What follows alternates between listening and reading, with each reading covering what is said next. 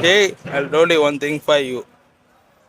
நல்ல மனுஷன் சம்பாரிச்சிட்ட கொண்டுட்ட சர்க்கார் படத்தில் போல நீ அதை போல அதான் ஒரு சீனு போல முருகதாஸ் படம் உன்னை எடுத்துட்டாரு. இப்போ நீ எடுக்க மாட்டா கொள்ள மாட்டா. அஜித் இங்கே போயிட்டாரு.